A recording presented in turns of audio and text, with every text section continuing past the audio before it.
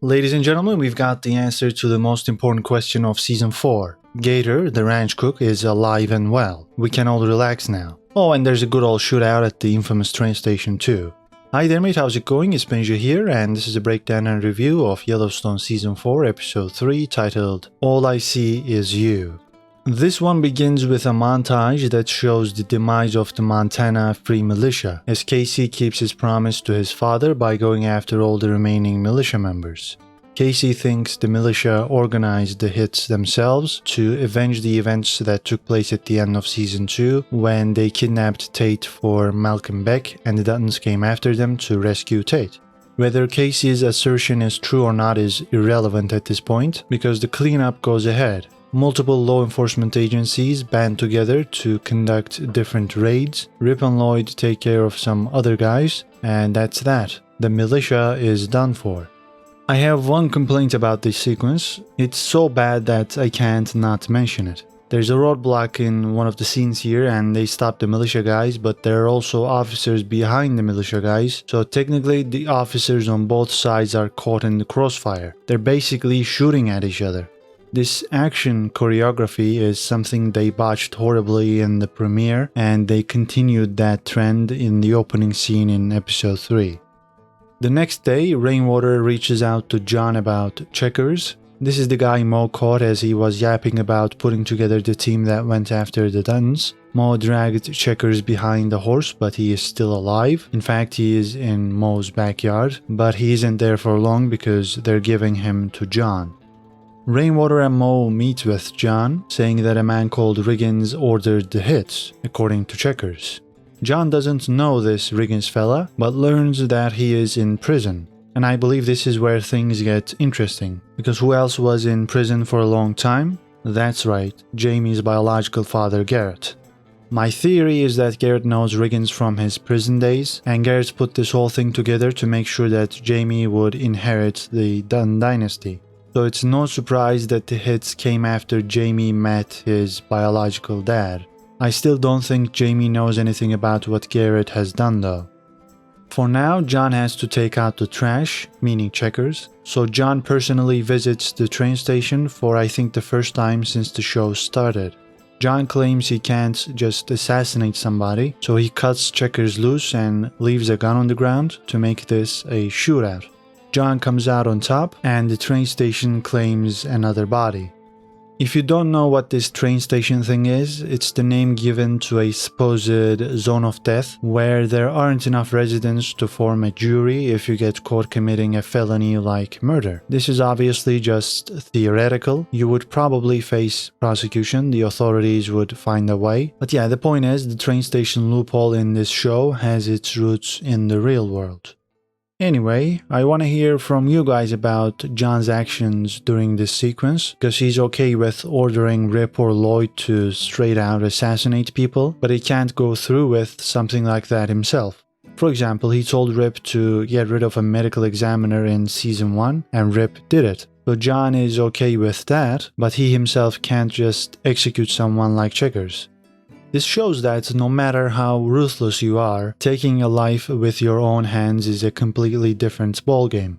Because of this, John doesn't think he can live with himself if he simply executed Checkers. He needs to feel that he gave the guy a fair chance to be able to live with himself.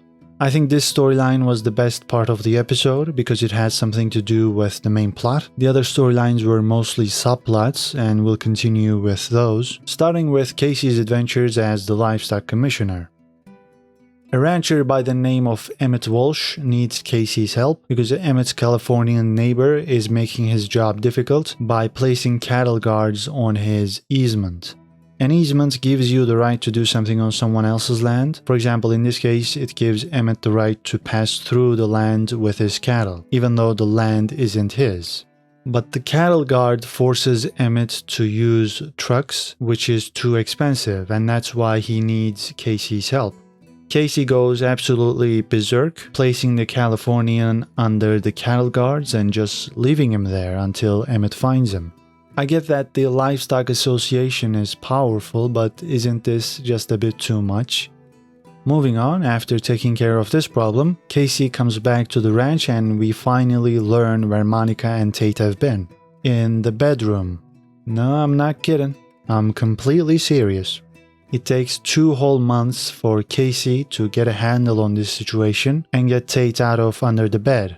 You could say he was giving Monica time to take care of this, but really, 2 months? Kayce isn't the type of guy that would let his son suffer like that for 2 whole months. Now, I know Tate probably didn't just stay under the bed for 2 months, okay. But he probably didn't even leave the house. And Kayce not doing anything about that is unbelievable. As in, I can't believe the writers put that in the script. This show has never been concerned with making things too realistic, but I don't think it ever got as ridiculous as this. It's also frustratingly funny how they keep making Monica flip-flop. She was fully bought in at the end of season 2 when Kayce went after the people that kidnapped Tate, and she stayed at the ranch after Tate was rescued. But now, suddenly, she's like, I never wanted to be here. Your family is evil, blah blah blah. Seriously, who is writing this stuff? Why can't we have any consistency? Why wouldn't you show Monica and Tate in the premiere? Just so you can hide them in the bedroom? I don't know, man. I just don't know. In the meantime, Beth spoils Carter by taking him shopping, even though he's not done with his chores. Rip warns her about this, but Beth doesn't listen. Carter acts like a brat once they're in town, and he doesn't listen to what Beth says they'll buy, so Beth just goes ham. She has a little confrontation with a parent there, and she just does Beth things. I think that's the best way to describe this.